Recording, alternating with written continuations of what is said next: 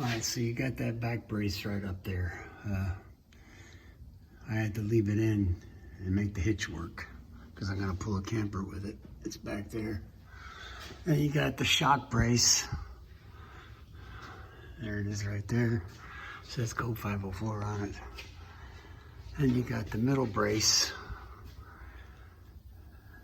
And then you got the back, the front of the cab.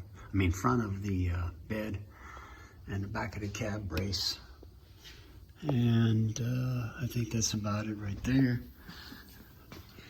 And then you've got the frame part that goes in there, and you slip the frame in on mine and make it shorter. The other ones make it longer, and so they give you a frame piece with a fish plate. And there's the piece for the cross member. And then he went ahead and just welded these mounts on. Usually they're bolt-on with the other models. And basically, I think that's just about it.